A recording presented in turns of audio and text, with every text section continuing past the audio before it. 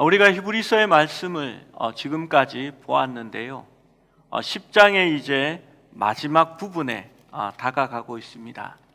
이 10장의 마지막 부분은 히브리서의 견고한 교리 부분을 이제 성도들에게 어떻게 삶으로 살아야 하는지를 설명하기 시작하는 부분입니다.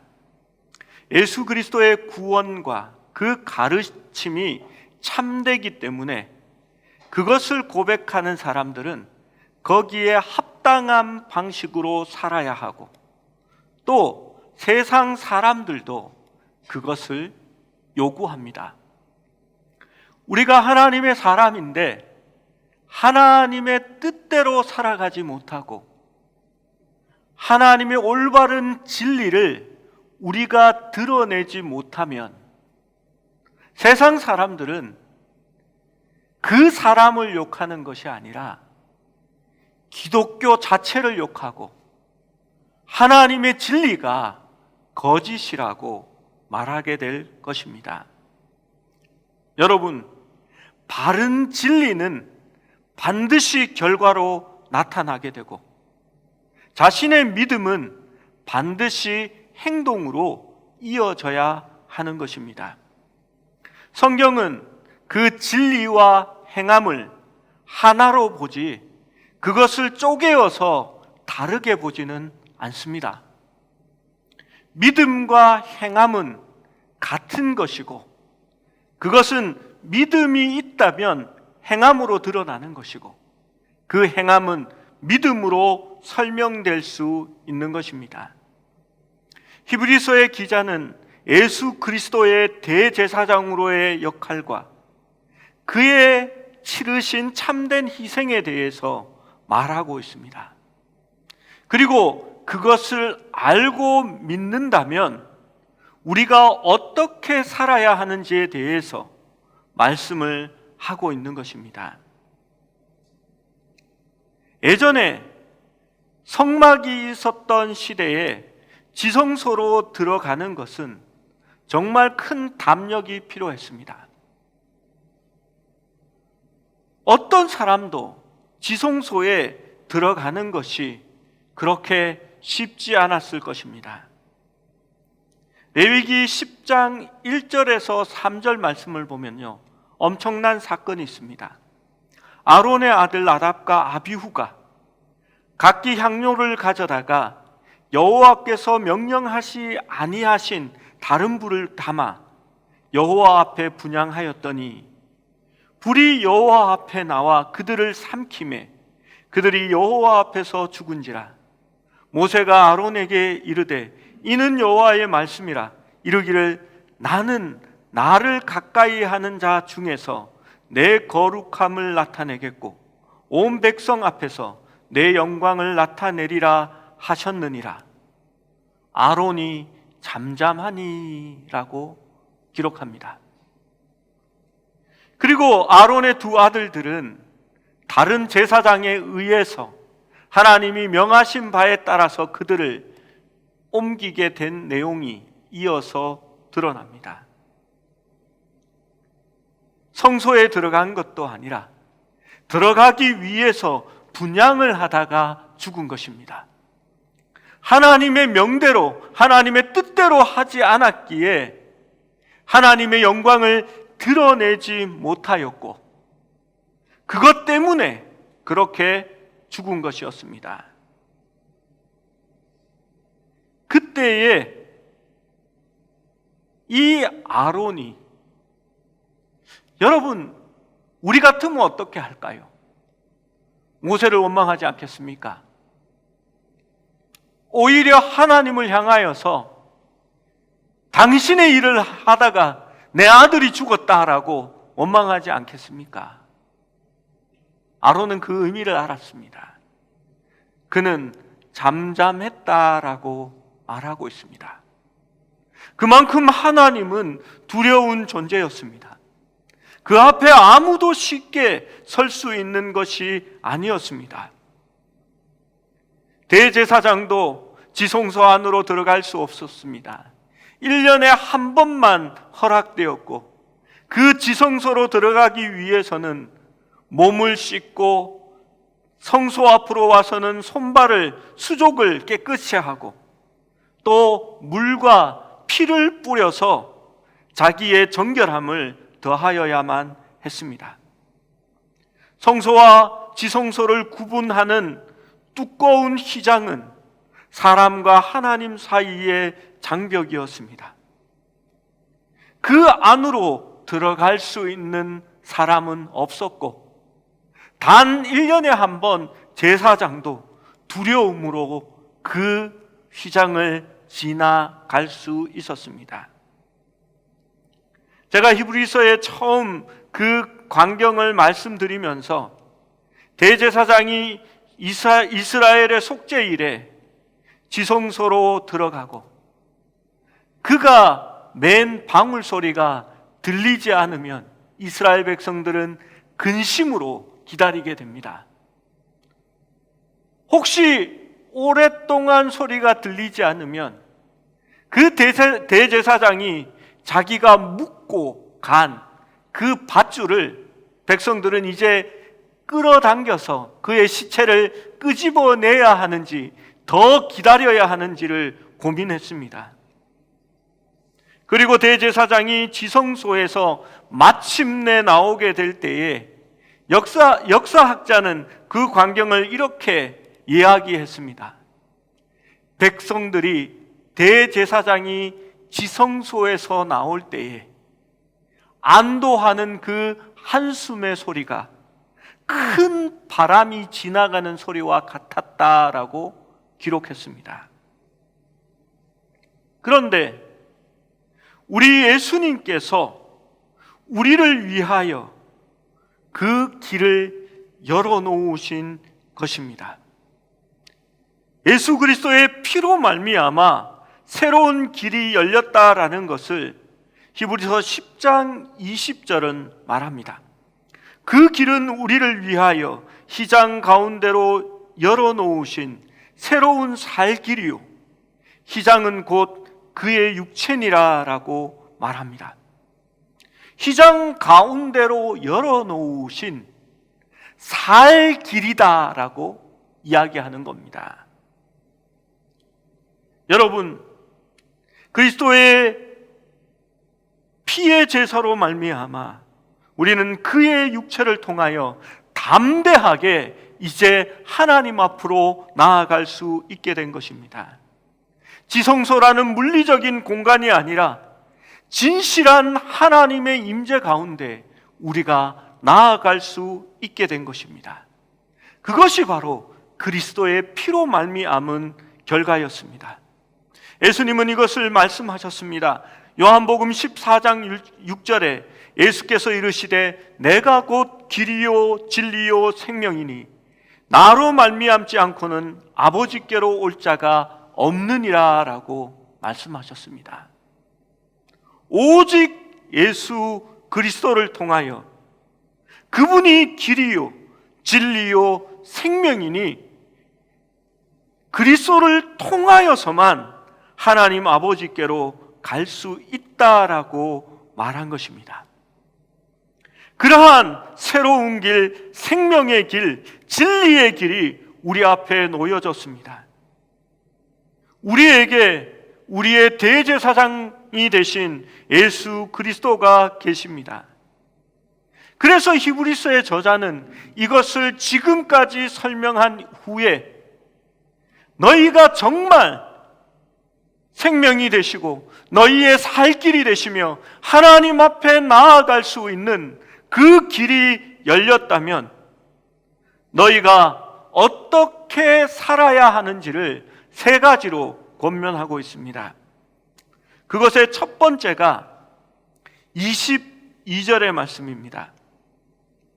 우리 함께 읽어보겠습니다. 22절입니다. 시작.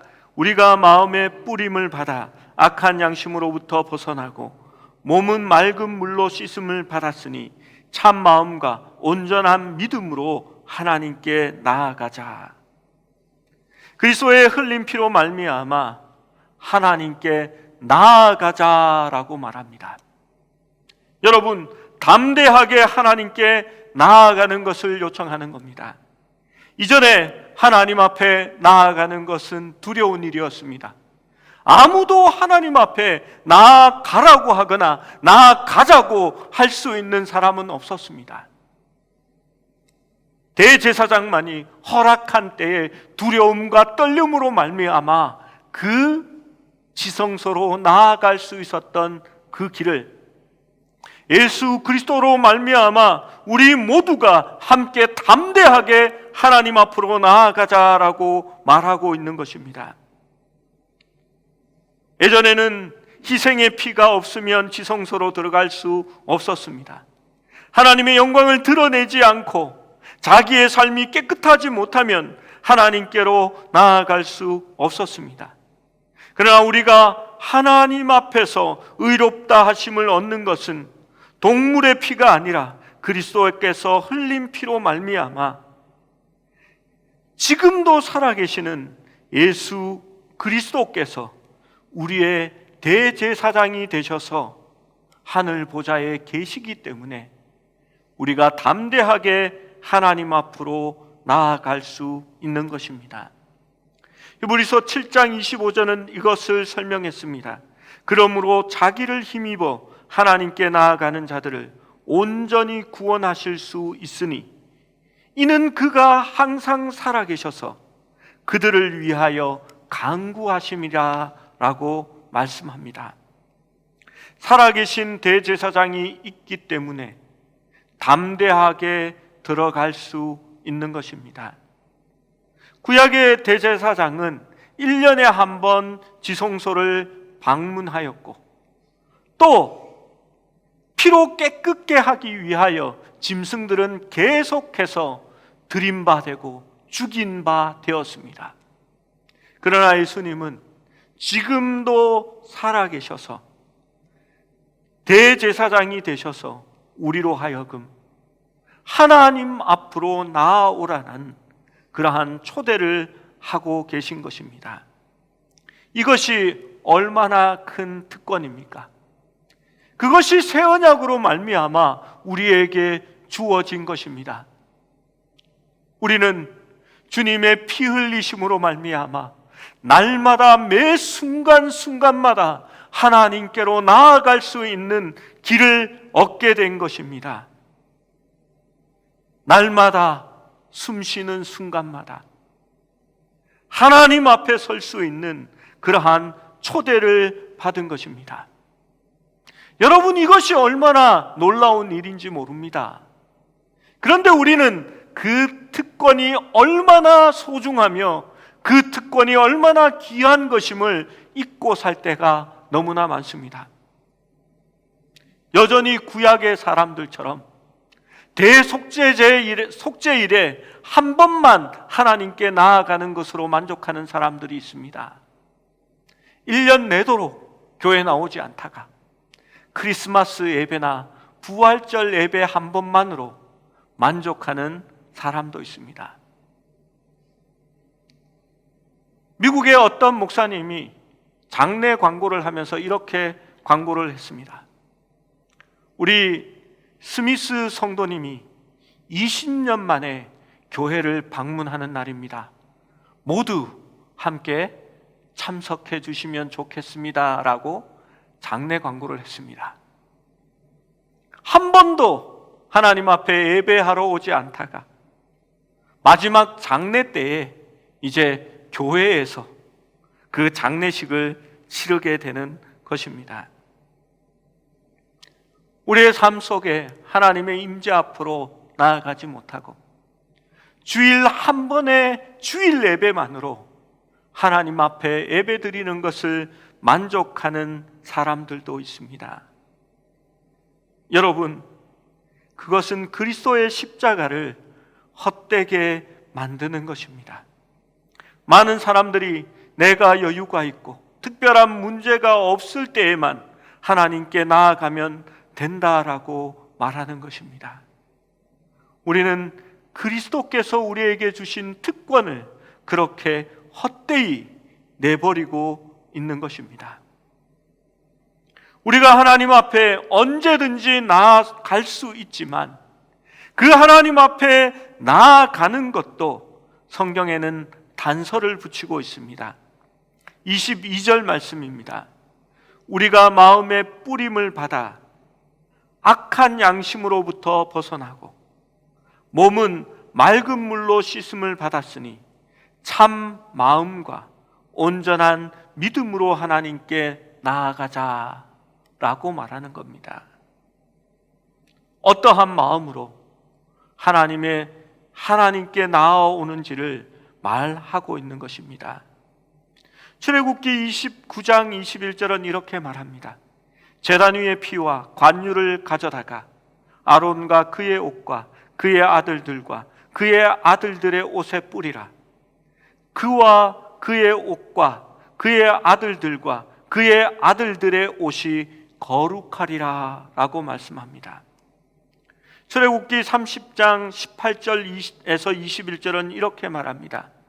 너는 물두멍을 노수로 만들고 그 받침도 노수로 만들어 씻게 하되 그것을 회막과 제단 사이에 두고 그 속에 물을 담으라.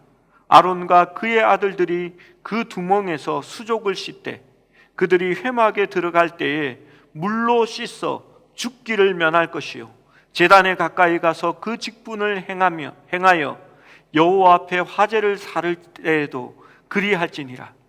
이와 같이 그들이 그 수족을 씻어 죽기를 면할지니 이는 그와 그의 자손이 대대로 영원히 지킬 규례니라 라고 말합니다.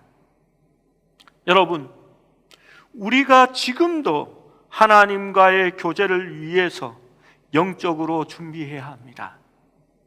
우리의 선한 양심을 준비해야 하고요.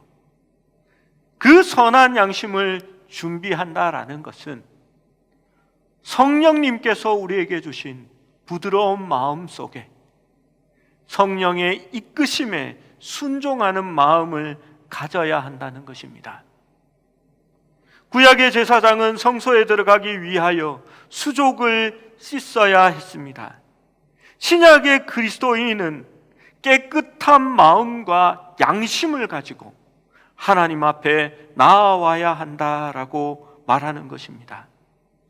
하나님과의 교제는 순결을 요구합니다. 어릴 때에 가인과 아벨의 제사에 대해서 들었던 그런 설교들이 있었습니다. 그런데 하나님께서는 피가 없는 제물은 받지 않으신다고 하면서 아벨은 양을 드렸고 가인은 농사 지은 것을 드렸기 때문에 하나님께서 가인의 제물은 받지 않으셨다라는 설교를 들었습니다. 그런데 율법에 보면요, 식물도 하나님 앞에 제물로 드리라라고 말합니다. 소재가 바로 식물입니다. 하나님이 가인의 제사를 받지 않았던 것은 그가 삶을 하나님 앞에 드리지 않았기 때문입니다. 범죄하며 불순종하며 하나님 앞에 나왔기 때문에 하나님께서 가인에게는 죄가 너의 앞에 웅크릴지라도 너는 그 죄를 다스릴지니라 라고 말씀하셨던 겁니다. 우리는 하나님과의 교제를 위하여 영적으로 준비해야 합니다. 요한일서 1장 6절에서 7절은 이렇게 말합니다. 만일 우리가 하나님과 사귐이 있다 하고 어두움에 행하면 거짓말을 하고 진리를 행하지 아님함이거니와 그가 빛 가운데 계신 것 같이 우리도 빛 가운데 행하면 우리가 서로 사귐이 있고 그 아들 예수의 피가 우리를 모든 죄에서 깨끗게 하실 것이요 라고 말합니다.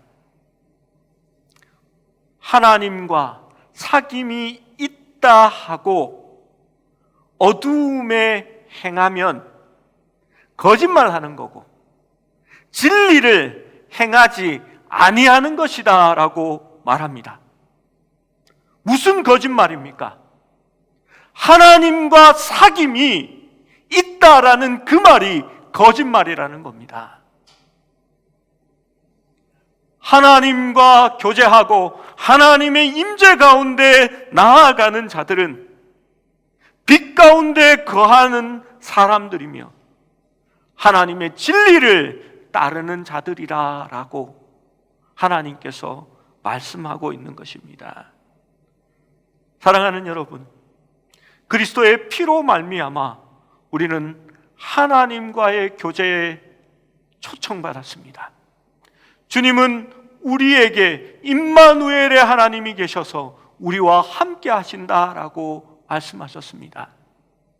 우리가 하나님 앞에 날마다 담대히 나아가기 위해서는 하나님의 말씀대로 살 수 있어야 하고 진리 가운데 빛 가운데 행할 수 있어야 한다라고 성경은 말씀하고 있는 것입니다. 사랑하는 여러분, 하나님과 동행하는 것, 날마다 그의 임재 가운데 들어가는 것은 선택이 아닙니다. 그것은 그리스도의 피로 말미암아 우리에게 주어진 특권입니다.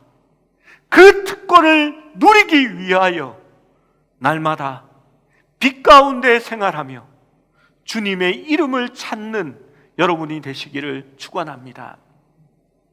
두 번째로 히브리서의 기자는 우리에게 소망을 굳게 붙잡아야 한다라고 말합니다. 23절의 말씀입니다. 또 약속하신 이는 미쁘시니 우리가 믿는 도리의 소망을 움직이지 말며 굳게 잡고라고 말합니다. 여러분, 약속하신 이는 미쁘시니, 약속이라는 것은 우리가 앞전 시간에 말씀을 보았던 바로 그 새 언약을 이야기하는 것입니다. 즉 예수 그리스도의 피로 말미암은 제사로 말미암아 우리가 하나님 앞에 나아가게 되었고 그 언약으로 말미암아 살아간다는 그러한 믿음을 말하는 것입니다. 그렇다면 이 약속을 하신 분이 어떻다라고 말씀합니까? 미쁘시다라고 말하고 있습니다. 이 미쁘다라는 말은 신실하다라는 말씀입니다. 신실하다, 거짓이 없으시다, 변함이 없다, 언제나 동일하다라는 말이 바로 이 미쁘다라는 표현입니다. 여러분, 언약은 하나님의 신실함에 그 기초가 있을 때에 흔들리지 않는 것입니다. 그래서 소망을 가지고 어떠한 어려움 속에서도 믿음을 지키며 살아갈 수 있는 겁니다. 그래서 소망을 가지라라고 말하는 것입니다. 히브리서를 처음 받았던 이 유대인들은 다시 구약 예배로 돌아가서 예수 그리스도에 대한 언약을 저버리고 싶은 그런 많은 유혹들을 받았습니다. 그 유혹에 대해서 히브리서 6장 19절이 이미 말하였습니다. 우리가 이 소망을 가지고 있는 것은 영혼의 닷 같아서 튼튼하고 견고하여 휘장 안에 들어가나니 라고 말합니다. 이 소망이 영혼의 닻이 된다는 겁니다. 소망은 하나님께서 자신의 뜻대로 그분의 약속을 성취할 것을 믿게 하는 것입니다. 그래서 우리로 하여금 하나님께 더욱 가까이 나아가게 하고 소망을 굳게 붙잡을 수 있도록 하는 것입니다. 여러분, 닻이 어떤 역할을 하는지 아시죠? 큰 닻을 쇠사슬에 달아서 배에서 바닥으로 내립니다. 그러면 이 닻이 끌리다가 바위나 이런 곳에 턱 걸리게 됩니다. 그러면 파도가 일고 물살이 거세어도 배는 떠내려가지 않고 그곳에 유지하여 있게 되는 것입니다. 여러분, 우리의 영혼의 닻은 바로 하나님의 약속에 고정되어 있습니다. 그 약속을 하신 이는 미쁘시기 때문에 변개하지 않습니다. 바뀌지 않습니다. 그분은 틀림없이 약속을 이루시는 분입니다. 여러분, 우리의 언약의 닻이 하나님께 있지 아니하고 세상의 조건이나 세상이 주는 만족이나 어떤 눈에 보이는 가시적인 축복에 있다면 틀림없이 우리의 신앙은 흔들릴 수밖에 없습니다.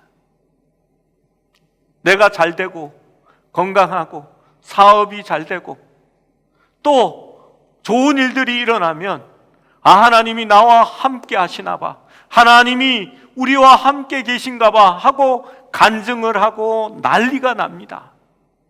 그런데 몸이 아프고 어려운 일들이 일어나고 시련이 닥쳐오면 하나님이 왜 이래?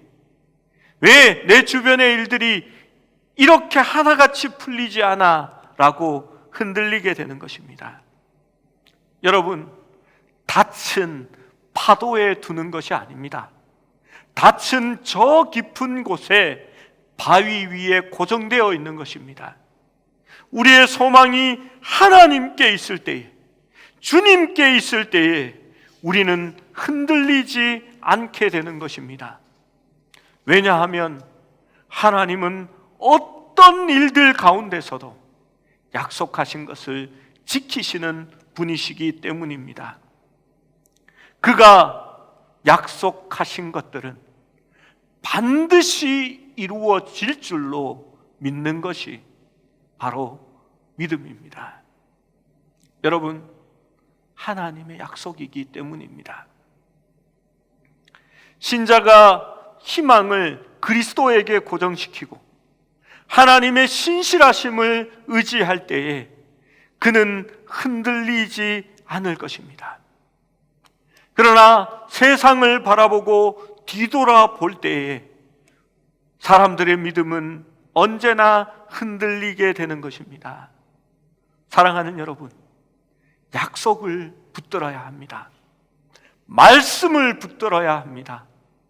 그러면 어떠한 상황 가운데서도 흔들리지 않는 믿음을 소유하게 될 줄로 믿습니다. 세 번째로는 서로 돌아보아 격려하자라고 말씀합니다. 24절, 25절의 말씀입니다. 함께 읽어봅니다. 시작. 서로 돌아보아 사랑과 선행을 격려하며 모이기를 패하는 어떤 사람들의 습관과 같이 하지 말고 오직 권하여 그 날이 가까움을 볼수록 더욱 그리하자. 서로 돌아보아 사랑과 선행을 격려하자라고 말합니다. 사실 25절은 24절을 설명하는 구절입니다. 모이기를 패하는 어떤 사람들이 그때도 있었던 것 같습니다. 그러한 사람들의 습관과 같이 하지 말고 마지막 날이 다가오고 있음을 볼수록 더욱더 그리하자. 뭘 하자는 겁니까? 모이자라는 얘기가 아니라 서로 돌아보아 사랑과 선행을 격려하자라는 뜻입니다. 흔히 앞에 절을 빼놓고 25절만 보니까 교회에 열심히 출석하자라는 말로 오해되기가 쉽습니다. 이 말씀은 우리가 하나님의 교회에 모이며 성도들이 교제를 할 때에 그 교제가 왜 필요한지 또 무엇을 위해 모여야 하는지를 알려주는 말씀입니다. 사랑과 선행을 격려하기 위해서 우리가 함께 모여야 한다라고 말합니다. 여기에 쓰인 격려하자라는 말은 파로시스모스라는 단어입니다. 일반적으로 분노, 자극과 같은 의미로 쓰입니다. 성경의 표현으로는 좋은 의미로 사용되는 것은 여기밖에 없습니다. 즉, 그 의미를 살려보면 사랑과 선행을 격려하는 것이 아니라 자극하고 권고하고 재촉하라는 의미입니다. 모이기를 피하는 사람들의 습관과 같이 하지 말고 세상의 마지막이 다가올수록 더욱 함께 모이기를 힘써서 그 모임 가운데 사랑과 선행을 격려하자라고 말합니다. 여러분, 우리가 서로 격려하려면, 사랑과 선행을 격려하려고 하면 우선 만나야 하지 않겠습니까? 일회성 만남이 아닌 지속적인 만남을 통해서 우리의 삶과 생활을 나눌 수 있어야 하는 것입니다. 그래서 그리스도인들에게 규칙적인 모임이 필요한 것입니다. 그래서 특별히 소그룹 모임, 목장 모임과 같은 상황이 필요합니다. 주일 예배를 통해 이러한 개인적인 격려를 나눈다는 것은 불가능하기 때문입니다. 여러분, 초대교인들이 무서운 신앙의 핍박 가운데서도 용기를 잃지 않고 믿음을 가지고 세상을 변화시킬 수 있었던 것은 그들이 날마다 서로의 집에서 모여서 교제를 통해 서로에게 사랑과 선행을 격려한 덕분이었습니다.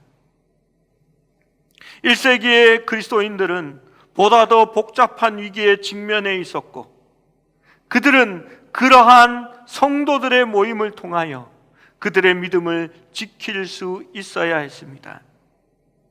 여러분, 우리가 모여서 무엇을 해야 할지를 성경은 말하고 있는 겁니다. 서로 사랑과 선행을 격려할 수 있어야 한다라고 말합니다. 여러분, 교회에 분쟁이 생기고 싸움이 나면요, 어디가 제일 문제가 되는지 아십니까? 목장 모임이 제일 문제가 됩니다. 그 갈등의 중심에 목장이 중심이 됩니다.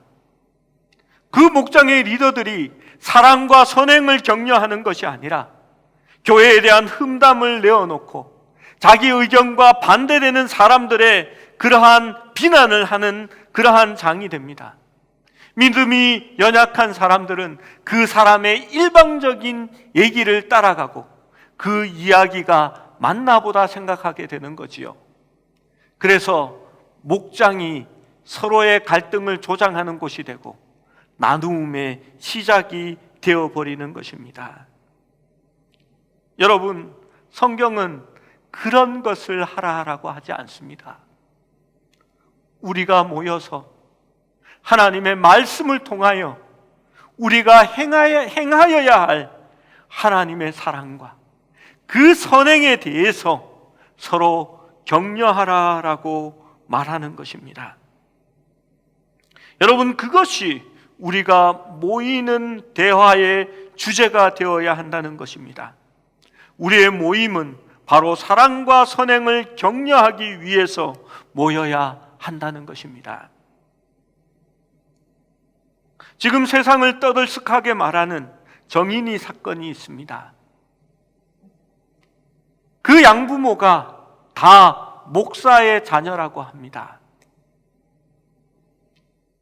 목사의 자녀들이 문제가 많지요. 제 친구들도 목사님 자녀들을 보면 문제 있는 녀석들이 참 많고요. 교회에 대해서 비관적인 생각을 하는 사람들이 꽤 많이 있습니다. 구조적인 문제들도 있지요. 그런데 안타까운 것은요, 교회 안에 그리스도인끼리 바른 사랑과 선행을 격려하는 모임이 있었다면 그렇게까지 나아가지 않았을 것입니다. 하나님의 교회인데 모임이 없고 공동체가 없고 서로 돌아보지 아니하니까 가정에 그러한 일이 있어도 아무도 격려하지 못했던, 사랑과 선행을 말할 수 없었던 그러한 교회의 모습이 잘못되었던 것입니다. 여러분, 저희 교회는 큐티 모임을 통해 소그룹 모임을 가지려고 준비하고 있습니다. 큐티 교재를 정하고 성도들에게 큐티 교육을 시키고 새벽 기도를 큐티 본문에 맞추고 모임을 가지려고 하는 때에 코로나19가 터져서 아직 모이지 못하고 있습니다. 저는 소그룹 모임이 큐티 쉐어링 모임을 중심으로 모이는 것이 참 좋다라고 생각합니다. 그날에 주신 말씀을 통해서 그 말씀을 우리의 삶 속에 이루게 할 수 있는, 하나님의 뜻을 내 삶에 실천할 수 있는 구체적인 적용을 하게 합니다. 실제로 그 적용들이 어려울 때가 있지요. 누군가를 용서하고 사랑하고 화해하고 사랑의 일을 베풀고 선행을 할 때에 쉬운 마음으로 할 수 있는 것은 아닙니다. 그러나 쉐어링 모임을 통해서 모였을 때 그것을 격려할 수 있고 실천할 수 있도록 기도해 줄 수 있고 또 온전히 그 일들을 이루어 나갔을 때에 혹은 실패했을 때에 그것들을 나누고 위로받고 또 새로운 마음으로 살아갈 수 있는 기회를 얻을 수 있기 때문입니다. 여러분, 사탄이 누군가를 노리고 그를 믿음에서 떨어뜨리려고 한다면 누구를 공격하겠습니까? 여러분, 상어가 물고기 떼를 노릴 때 혹은 사자가 동물들을 노릴 때 어떤 동물을 움키는지 아십니까? 무리에서 떨어져 나와 따로 달려나가는 동물을 움키게 됩니다. 여러분, 우리는 약한 존재들입니다. 완전할 수 없습니다.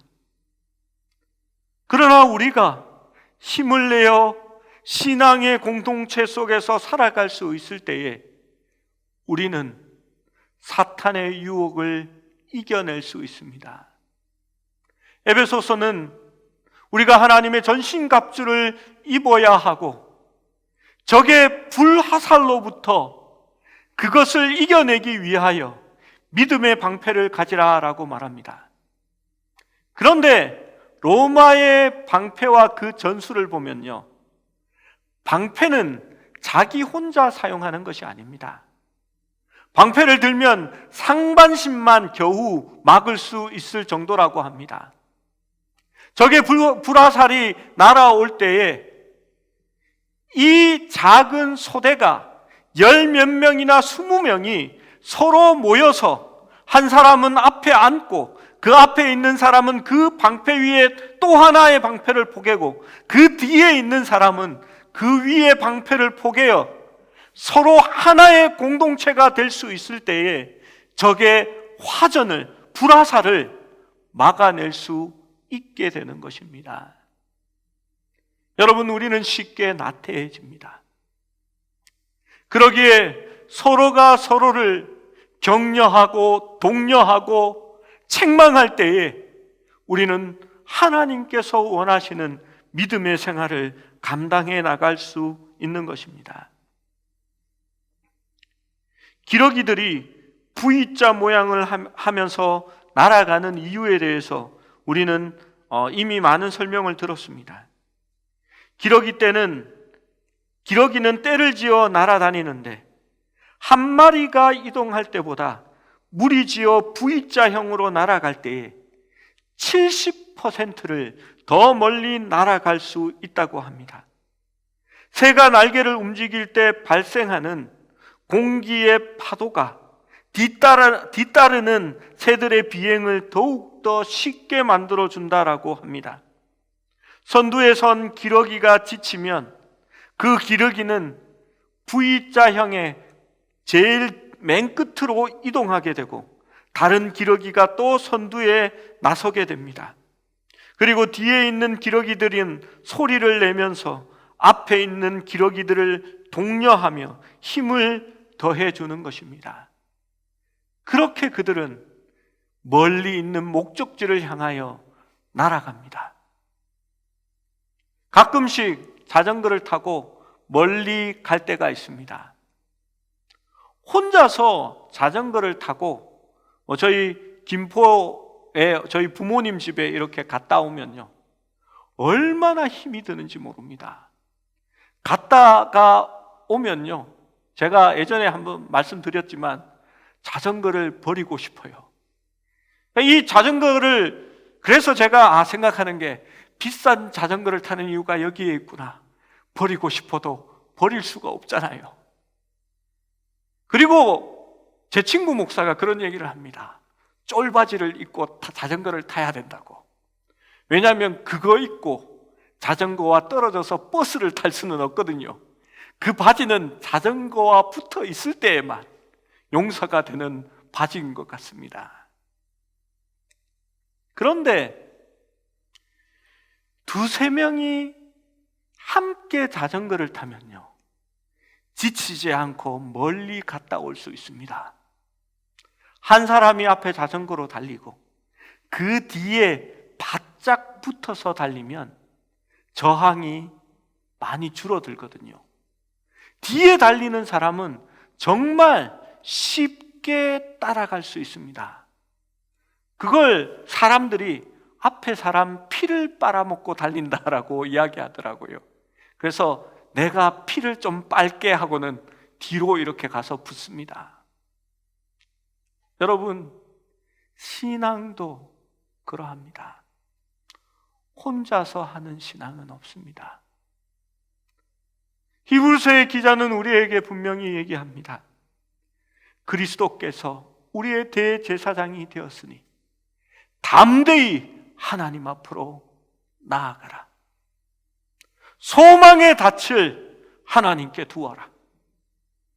그리고 서로 사랑과 선행을 격려하여라 라고 말하는 것입니다. 예수 그리스도께서 우리의 대제사장이므로 우리가 하나님 앞에 나아갈 수 있는 길이 열렸으므로 그것을 가능하게 만드는 것입니다. 사랑하는 여러분, 하나님께 더 가까이 갈수록 우리는 그리스도 안에 하나로 되어질 것입니다. 왜냐하면 그리스도를 통하여 그의 몸을 이루는 길은 성도가 하나의 지체로 그리스도의 몸을 이루어가는 그러한 일이기 때문입니다. 그래서 서로 사랑하고 사랑과 선행의 일을 격려하고 서로에게 올바른 길을 갈 수 있도록 함께 모여서 신앙생활을 할 수 있는 그러한 공동체가 되어야 할 줄로 믿습니다. 여러분, 아직 시작하지 못한 교회의 비전이지만 우리 그 큐티 모임을 이룰 수 있도록 기도해 주십시오. 코로나19가 끝나고 나면 그 모임이 이루어지고 우리가 진짜 그리스도의 공동체로 교회 안에 모임이 올바르게 진행될 수 있도록 여러분이 기도로 준비해 주시면 좋겠습니다.